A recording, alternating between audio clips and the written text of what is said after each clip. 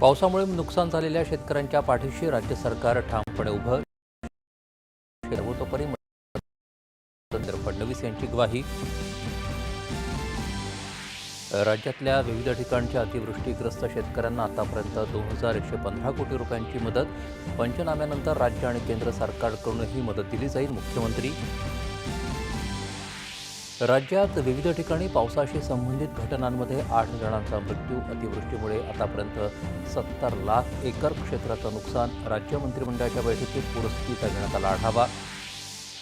उपमुख्यमंत्र्यांनी घेतला पूरस्थितीचा आढावा. विविध नेत्यांचे पूरग्रस्त भागात पाहणी दौरे.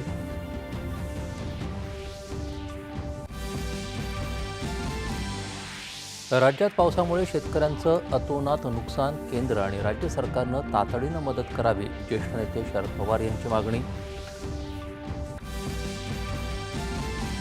जगाच्या बहुपक्षीय व्यवस्थेतल्या भारताच्या महत्त्वपूर्ण भूमिकेचं प्रतिबिंब सुरक्षा परिषदेत पडलं पाहिजे असं सांगत संयुक्त राष्ट्राच्या महासचिवांकडून सुरक्षा परिषदेच्या सुधारणांचं जोरदार समर्थन. 71व्या राष्ट्रीय चित्रपट पुरस्कारांचं नवी दिल्लीत राष्ट्रपती द्रौपदी मुर्मू यांच्या हस्ते वितरण.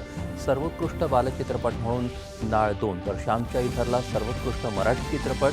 आणि 10व्या राष्ट्रीय आयुर्वेद दिनानिमित्त गोव्यात अखिल भारतीय आयुर्वेद संस्थेत आयोजित कार्यक्रमाचं आयुष राज्यमंत्री प्रतापराव जाधव यांच्या हस्ते उद्घाटन.